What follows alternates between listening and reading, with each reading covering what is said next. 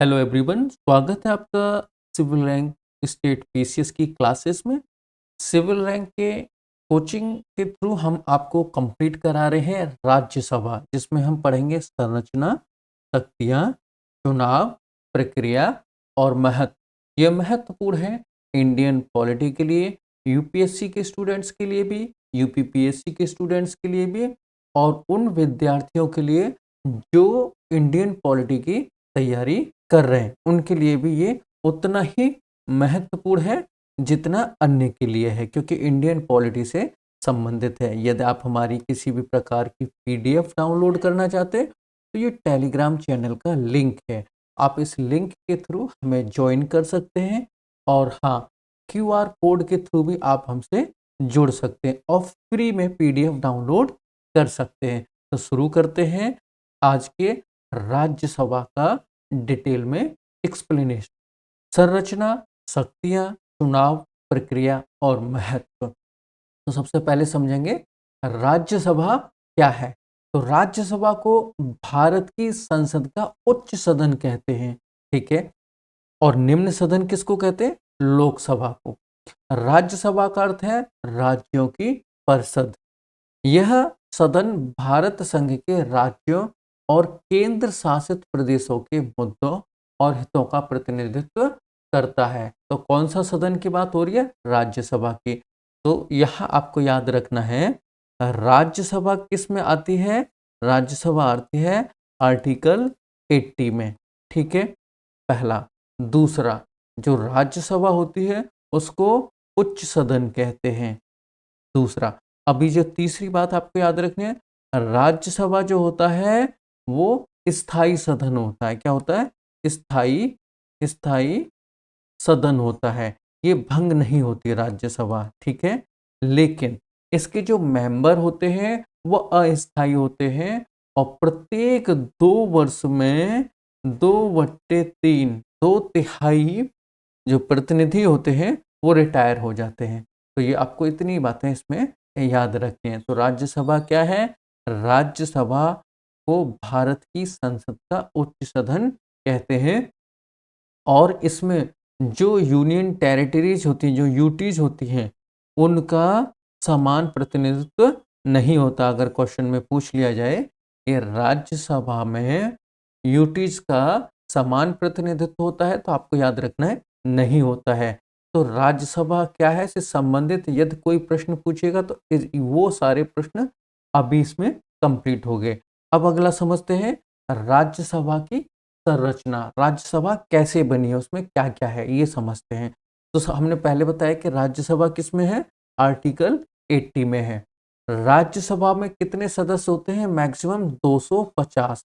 अधिकतम सदस्य संख्या कितनी है? 250।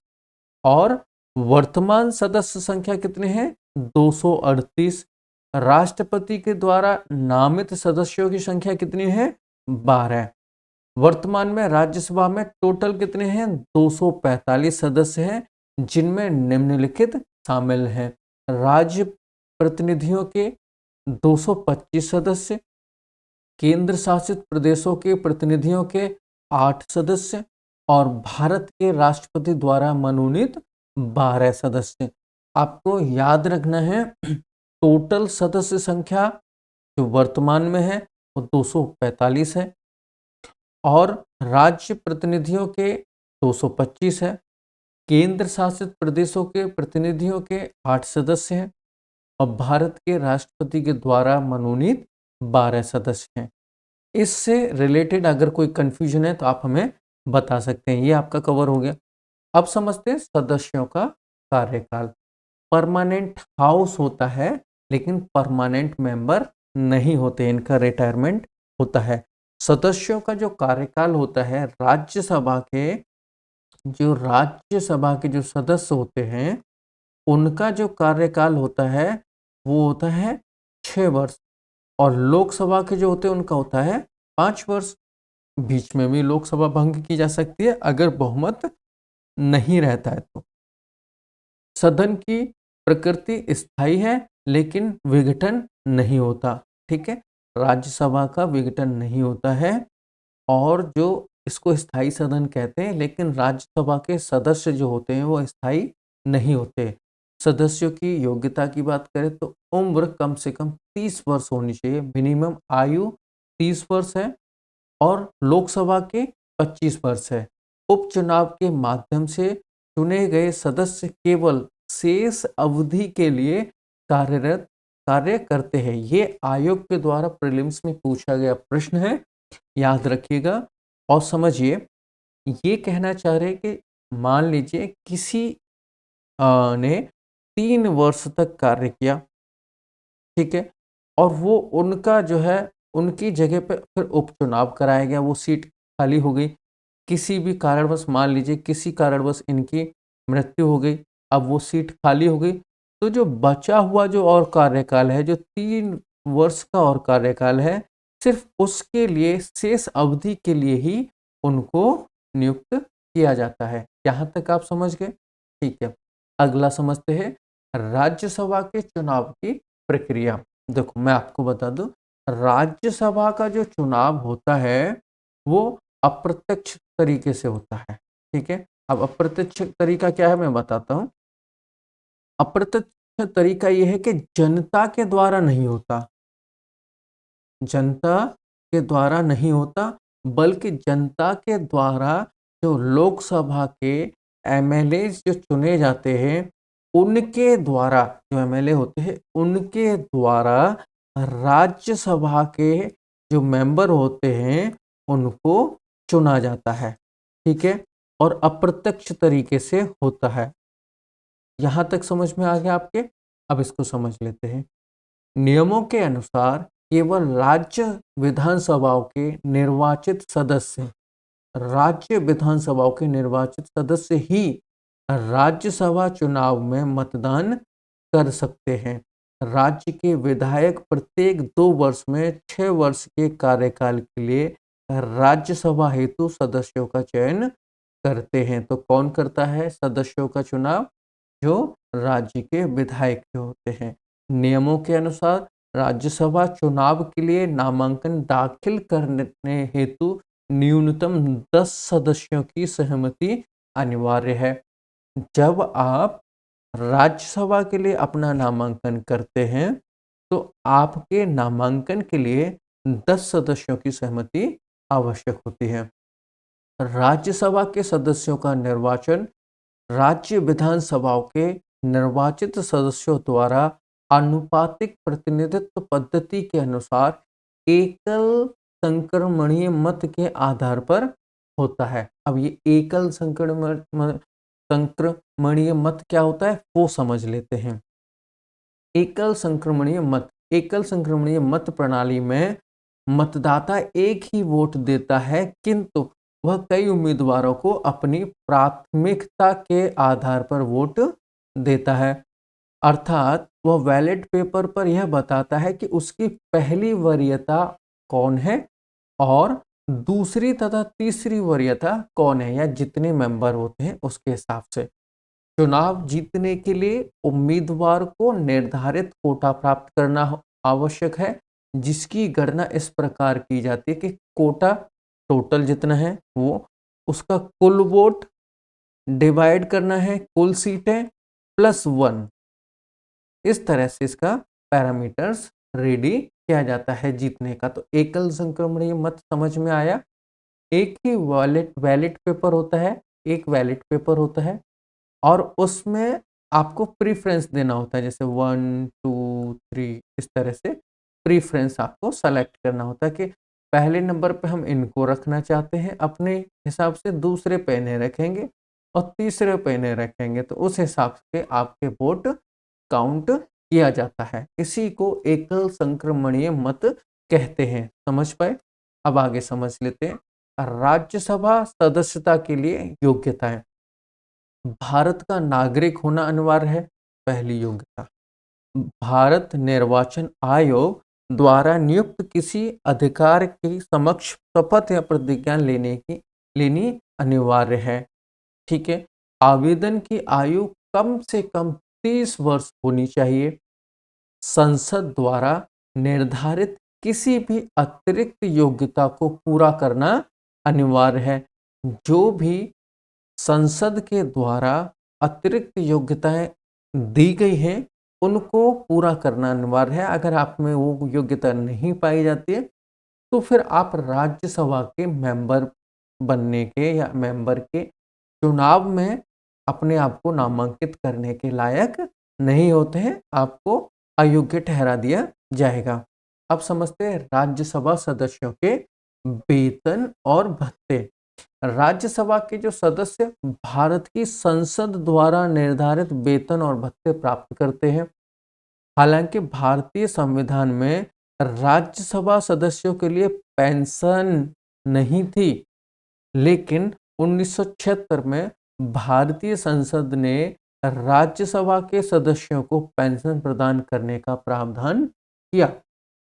इसके अलावा राज्यसभा के सदस्यों को यात्रा सुविधा, मुफ्त आवास, टेलीफोन, वाहन, अग्रिम चिकित्सा सुविधा आदि भी प्रदान की जाती है। आयोग कभी-कभी प्रश्न पूछता है कि राज्यसभा के सदस्यों का वेतन कौन निर्धारित करता है? तो संसद निर्धारित करती है, राष्ट्रपति नहीं। ये याद रखना है आपको। राज्यसभा अध्यक्ष क्या होता है? राज्यसभा के अध्यक्ष के बारे में समझ लेते हैं। अध्यक्ष का पद भारत के उपराष्ट्रपति ही राज्यसभा के पदेन सभापति अध्यक्ष होते हैं, जो अनुच्छेद 64 के अनुसार है। चुनाव प्रक्रिया क्या है? उपराष्ट्रपति का चुनाव एक निर्वाचक मंडल द्वारा किया जाता है, जिसमें संसद के दोनों सदनों के सदस्य शामिल होते हैं, न कि केवल राज्यसभा के। यानी कि जो राज्यसभा के जो सभापति होते हैं, जिनको वाइस प्रेसिडेंट कहते हैं, उनके चुनाव में राज्यसभा और लोकसभा दोनों के सदस्य जो है मत देते हैं। योग्यता क्या है? 35 वर्ष की मिनिमम आयु होनी चाहिए। भारत के नागरिक और राज्यसभा सदस्य बनने की योग्यता होनी चाहिए। कार्यकाल क्या है? उपराष्ट्रपति का कार्यकाल 5 वर्ष का है। उपसभापति का चुनाव, राज्यसभा अपने सदस्यों में से एक उपसभापति डिप्टी चेयरमैन का चुनाव करती है। ये क्लियर हो गया आपका। अगला समझते हैं राज्यसभा की विशेष शक्तियां। आप इसको 5 स्टार लगा लीजिए। यहां से ही प्रश्न डायरेक्ट पूछे जाते हैं। ठीक है, अब क्या है? राज्य सूची के विषय पर कानून, अनुच्छेद 249। यदि राज्यसभा अपने उपस्थित और मतदान करने वाले सदस्यों के कितने 2/3 बहुमत से प्रस्ताव पारित करे कि राज्य सूची का कोई विषय राष्ट्रीय हित, राष्ट्रीय महत्व का है, तो संसद उस पर कानून बना सकती है। ये इसका विशेष शक्ति है। दूसरा, अखिल भारतीय सेवाओं का सृजन। राज्यसभा 2/3 बहुमत से प्रस्ताव पास करके केंद्र और राज्यों के लिए नई अखिल भारतीय सेवाओं, ऑल इंडिया सर्विसेज का सृजन करने के लिए संसद को अधिकृत कर सकती है। आगे समझते हैं इसकी विशेष शक्तियां। उपराष्ट्रपति को हटाना, अनुच्छेद 67 उपराष्ट्रपति को हटाने का प्रस्ताव केवल राज्यसभा में ही पेश किया जाता है। इसके लिए राज्यसभा में प्रभावी बहुमत और लोकसभा में सहमति आवश्यक है। तो याद रखना है, यहाँ जो आयोग ट्रैप बनाएगा आपके लिए, वो ये बनाएगा कि उपराष्ट्रपति को हटाने के लिए जो बिल पेश किया जाता है वो लोकसभा में किया जाता है। तो ध्यान रखना है, वो सिर्फ और सिर्फ राज्यसभा में होता है। आपातकाल के बारे में, आपातकाल के दौरान भूमिका, अनुच्छेद 352, 356 और 360। यदि लोकसभा भंग हो तो आपातकाल की घोषणा और राज्यसभा से मंजूरी मिलनी अनिवार्य है, अन्यथा वह प्रभावी नहीं रहती है। स्थायी सदन के मामले में राज्यसभा एक स्थायी सदन है जो कभी भंग नहीं होती, जो इसे लोकसभा के मुकाबले अधिक स्थिरता प्रदान करती है। आपको यहाँ एक बात बहुत अच्छे से याद रखनी है कि जो राज्यसभा है वो स्थायी सदन है, लेकिन राज्यसभा के जो मेंबर हैं वो अस्थायी होते हैं। प्रत्येक 2 वर्ष में 2 तिहाई रिटायर होते हैं। बात समझ में आ रही है? अगला बताते हैं।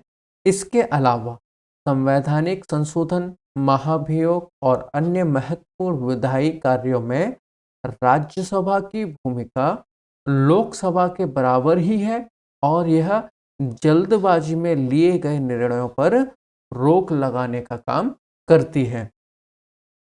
अगर हम बात करें मनी बिल की या बजट की, बहुत महत्वपूर्ण हो जाता है। आयोग यहाँ से डायरेक्ट क्वेश्चन पूछता है। मनी बिल जो है, धन विधेयक अनुच्छेद 110 राज्यसभा में पेश नहीं किया जा सकता। यह केवल लोकसभा में राष्ट्रपति की सिफारिश से आता है। तो जो धन विधेयक है वो अनुच्छेद 110 में है और यह केवल और केवल लोकसभा में राष्ट्रपति की सिफारिश से आता है, न कि राज्यसभा में। पहला। दूसरा पॉइंट, संशोधन अस्वीकृत शक्तियां नहीं। राज्यसभा धन विधेयक में संशोधन या उसे अस्वीकार यानी कि वीटो नहीं कर सकती है। राज्यसभा के पास ऐसा कोई अधिकार नहीं है। 14 दिनों का नियम, विधेयक प्राप्त होने के 14 दिनों के भीतर इसे वापस करना अनिवार्य है।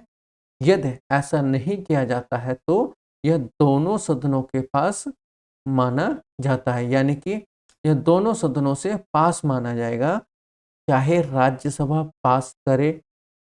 ठीक है, राज्यसभा जो है पास करे या ना करे, उससे धन विधेयक पे कोई प्रभाव नहीं पड़ता। वो 14 दिन की समय सीमा के बाद स्वतः ही पास मान लिया जाता है। सिफारिशें, राज्यसभा की सिफारिशें मनी बिल पे यानी कि धन विधेयक पे बाध्यकारी नहीं है। संयुक्त बैठक नहीं होती क्योंकि राज्यसभा की शक्तियां सीमित है, इसलिए धन विधेयक के मामले में सदनों की संयुक्त बैठक यानी कि जॉइंट सिटिंग का प्रावधान नहीं है। निष्कर्ष यह है कि धन विधेयक के मामले में लोकसभा सर्वोच्च है और राज्यसभा केवल एक सलाहकार की भूमिका निभाती है और सलाह भी उसकी बाध्यकारी नहीं होती। तो ये आज की राज्यसभा से संबंधित महत्वपूर्ण क्लास है जो आपके एग्जाम के ओरिएंटेड है। आप अच्छे से नोट्स बना लीजिए और अगर वीडियो आपको पसंद आई है तो लाइक कर दीजिए और चैनल को सब्सक्राइब कर लीजिए। आपसे सिर्फ इतनी ही रिक्वेस्ट है। यदि आप राज्यसभा के प्रीलिम्स में जो टॉप 10 प्रीलिम्स के जो ट्रैप क्वेश्चन है वो कंप्लीट करना चाहते हैं तो इसकी वीडियो हमारे चैनल पर आ चुकी है। आप उसे जरूर जरूर देखिए, 100% आप उसको देखिएगा, क्योंकि वहां से आपका जो आयोग प्रश्न बनाने वाला है वो किस तरह से ट्रैप में फंसाता है वो सारे इसमें कंप्लीट किए गए हैं। तो आपसे रिक्वेस्ट है कि आप इस क्लास को जरूर देखिएगा। आज के लिए बस इतना ही। जय हिंद, जय भारत।